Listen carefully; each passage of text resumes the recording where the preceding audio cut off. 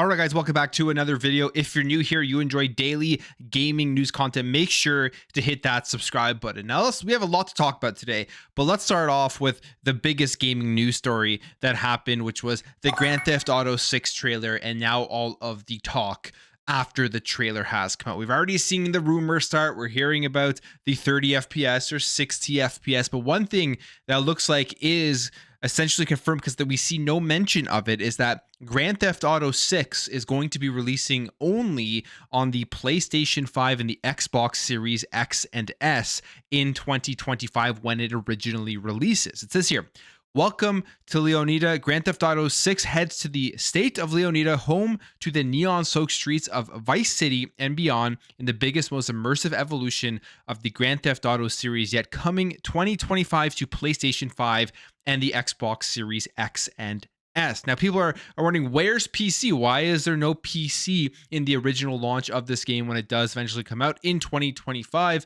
And it's because essentially Grand Theft Auto has always done this. And this has a debate going on here, because is this something that you give Grand Theft Auto a pass on because they've always done this in the past? You have Video Tech UK here, Ben on Twitter, pretty big account here with 131k followers on Twitter, says, not sure why the gaming press are making it so surprising the PC version of GTA 6 isn't coming at launch. This has been the case since the early days of GTA 3. It will come hopefully shortly after launch, plus it'll likely come with official RP support.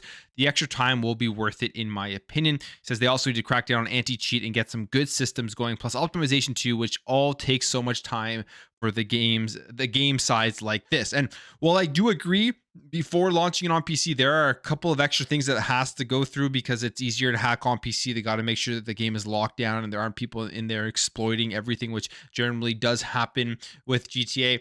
So I can understand that side of the thing, but we are in a completely different era now of game development. When you're thinking about GTA 3, which came out on the PlayStation 2, and the original Xbox, these are games that were using completely different architecture versus what was available out there on PC. Whereas of right now, you look at the Series X, the PlayStation 5, the development and the actual hardware within those consoles are just essentially PCs. They're PC architectures, x86. They're all using the same stuff.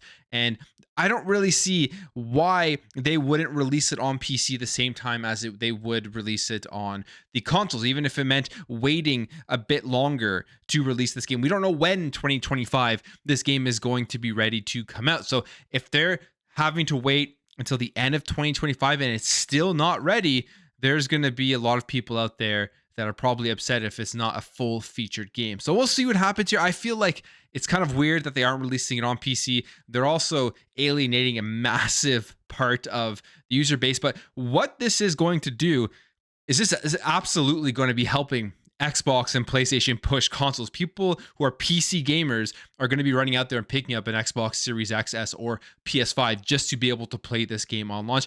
And if you're Xbox or you're PlayStation, you are definitely out there bidding for the marketing rights for this game, because it will move needles for users, for engagement, for console sales. It's something that I think both of them need to go full in and try to get the rights to. Xbox has more money. They have more cash. If they lose out to marketing rights for this game here against PlayStation, I think that would be a loss on their side. But at the same time, if you're Rockstar, you're maybe looking, since they aren't releasing it on PC day one, you're looking at the bigger install base, and they're probably going to want to go to where more of the users are. So it'll be very interesting to see who wins the marketing rights here for Grand Theft Auto 6, if there are any exclusive marketing rights on that front. So that was the first thing I want to talk about. Now let's jump over here. We have a bunch of Xbox stuff to go over. There's also a big news story here on PlayStation. It's been a brutal year for PlayStation, but we will talk about that a bit later. But let's start off here with some Xbox discounts. There are some huge discounts right now. If you are looking to pick up some games and you want to own those games, EA is having major discounts for some of the best games to have come out this year, with Dead Space Digital Deluxe Edition, as well as the Wild Hearts Karakuri Edition.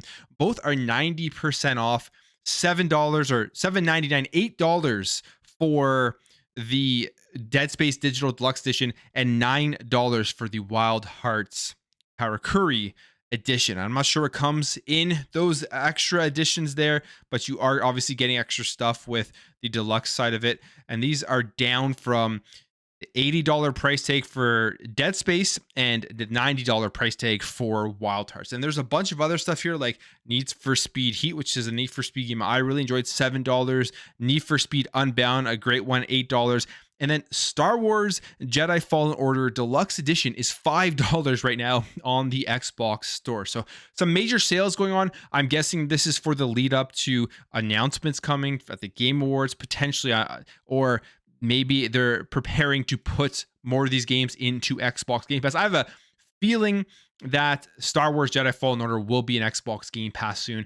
Generally is what you see happen when they have these major price cuts. And as we know, you have EA Play as a part of the Xbox Game Pass Ultimate subscription service, and their games all come over to the subscription at some point or another. So you should be seeing it either way, whether it's announced at the Game Awards or if it'll be down the line at a further time. All right, let's jump over here and let's talk about some more games coming over to Xbox Game Pass. We have two more games that have been confirmed here for Xbox Game Pass in early 2024. Now, these are both indie games. First of all, you have here Botany Manor, which don't know really anything about it, but I'll read the description. It says, welcome to Botany Manor, a stately home in the 19th century England. You play as inhabitant Arabella Green, a retired botanist. Explore your house and gardens filled with research to figure out the ideal habitat of forgotten flora. Grow each plant to discover the mysterious qualities they hold. So it's a botanist game. If you are somebody who likes plants, you like growing plants, this will be the one for you. But the next game, oh, and that's also coming in spring 2024. No official release date there. But the next game here that I'm actually very excited about, game looks awesome. It's Turnip Boy Robs a Bank, coming January 18th, 2024. And you can see here, this is kind of like a dungeon hack and slash style of game. As you play as Turnip Boy, have all of these different styles of weapons. It kind of reminds me a bit of Nobody Saves the World in the graphic style as well as the gameplay itself. And I absolutely love that game. So I'm actually very much looking forward to this game here, Turnip Boy Robs a Bank. Very cool. Two more games confirmed for Xbox Game Pass. And this comes all via the way of the Winterfest ID at Xbox stuff that Xbox has shown off here from December 5th to December 31st, where you can go out and try a bunch of demos of different indie games. They do this, I believe they've been doing this for the last couple of years, and it's a really great way just to kind of see the variety of games out there, the variety of developers out there. I'm a big fan of indie games. I know indie isn't everybody's cup of tea. Some people just like the AAA stuff, but as I've said in many videos in the past, I find the most creative games come from the indie studios. Graphics, storytelling, music, all of this type of stuff, where right now in the AAA space, you are getting those gems here and there. However, they're a lot safer in what they do put out. So if you're looking for something new and interesting, indie is the way to go. And you can try out a bunch of games here at Xbox's ID at Xbox Game Demo Winterfest, showcasing more than 30 plus games. I'm not going to go over them all, but definitely go check out the list, as you will find some stuff that you want to play. Now, when it comes to when we're talking about creative games, one of the most creative games, in my opinion, in 2023, I think it deserved a Game of the Year nomination. It's HiFi Rush. And one of the things with this game is there's the rhythm, there's the fast-paced action, and there's just the cool graphics that they have in there, which I found set it apart from other games that have come out this year. But people are wondering why this game didn't support 120 FPS. It is a more linear game, smaller, with the graphics style. You think they would have been able to fit it in there. You look at like Call of Duty having 120 FPS as a first-person shooter on the Xbox Series X and S, so it definitely is achievable.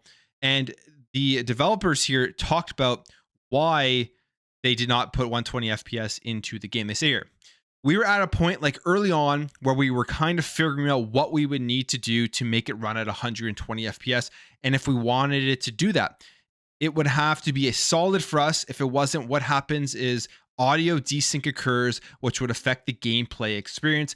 And if you have played HiFi Rush, you would absolutely understand that, because music is probably the biggest part of this game that sets it apart. The music mixed with the combat and the rhythm and the timing and everything. So you definitely don't want syncing issues. And if there's something out there that is at 120 FPS that is making it hard, probably going to move away from that. They continue here and say, we kind of saw what we need to do to maybe reduce fidelity to get it to run at 120 FPS. It wasn't just, for example, just lowering the resolution. It would be like turning off various shaders, like changing the graph, like the polygon counts on lots of things. A lot of work to do that, and we weren't sure that it would hit the 120 FPS solid the whole game as well. So that would be an incredible amount of work to hit that. I think it would be great to have, but from a limited dev aspect, we needed to sort of like draw the line for us at 60 FPS. It was very clear goal that was achievable. So that makes complete sense too, because again, one of the coolest things about HiFi Rush is the graphic style. I absolutely love it. And you don't want them turning off shaders. You don't want them taking away any of that fidelity, because it just pops on the screen when you're playing it. And something that I think, again, sets it apart from other games that did come out this year. I hope HiFi Rush wins a bunch of the awards that it got nominated for at the Game Awards. If it doesn't, I think that would be a shame. And to me, it would show that it probably was just more niche. And a lot of the people voting probably didn't even really play it, because I think it deserves a ton of praise this year as something that comes out and is different than what we are generally seeing from bigger developers, from the major publishers out there. So good luck to them. Hopefully they do win some of those awards. And when it comes to the Game Awards, you know, this happens every single year, and it's about really how believable is all this stuff, because I find the Game Awards has had some major announcements. You remember the Series X when they showed it off there.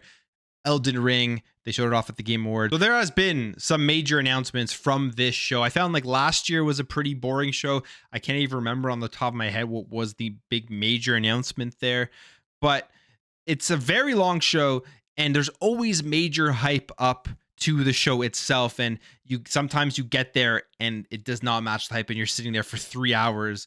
And for me, pretty bored from a lot of the filler, a lot of the ads, a lot of just the stuff I don't really care about. I really just want to see the games. But here we go again with some more hype.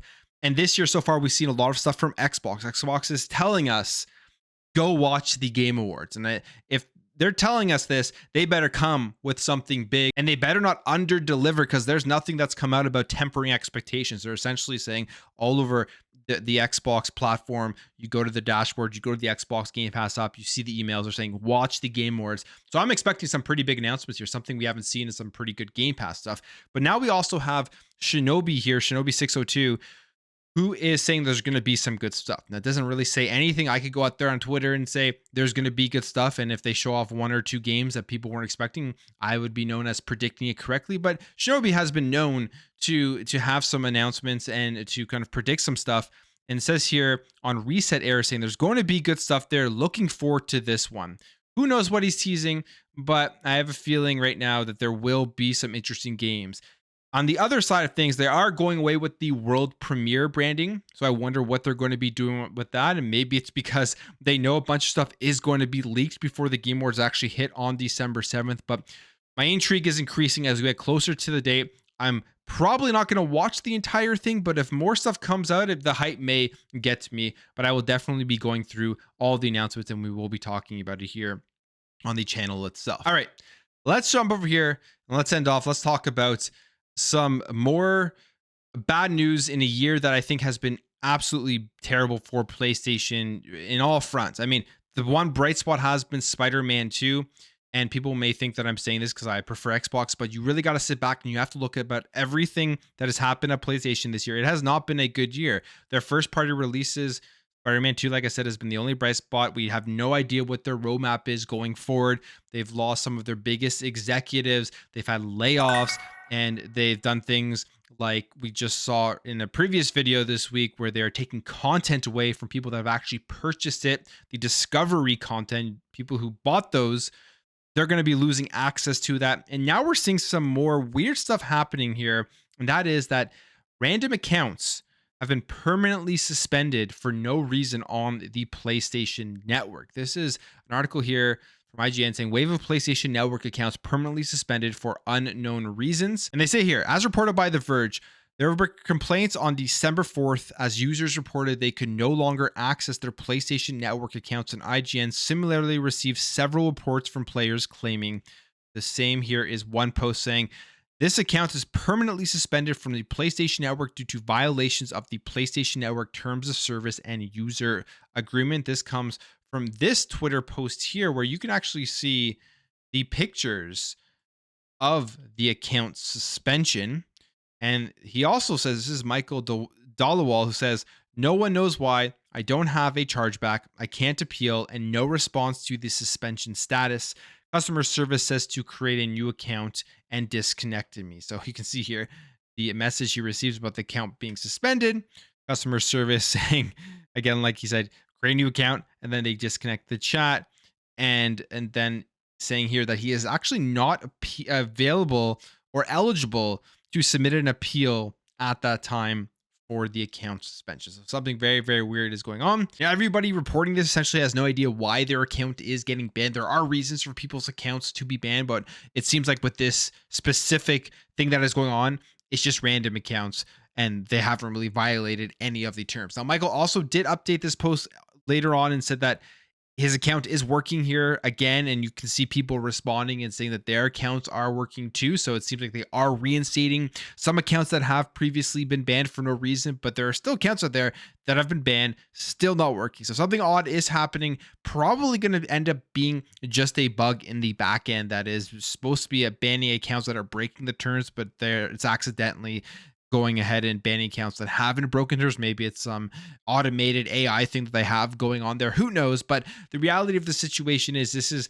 not a good thing, not a good look for PlayStation, especially when you think about what we just saw with the whole Discovery thing, the digital content.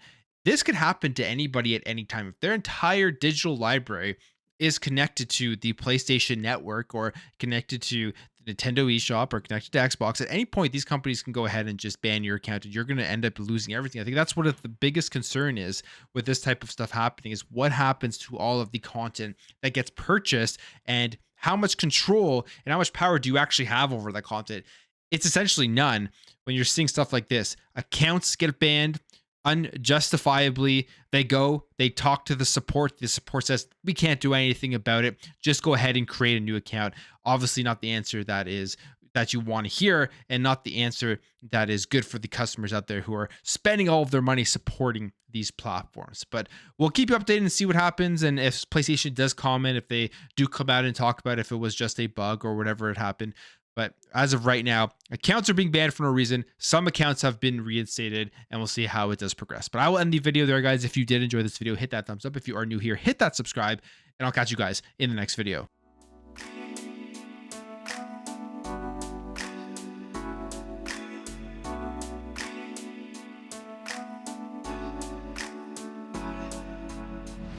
Bye.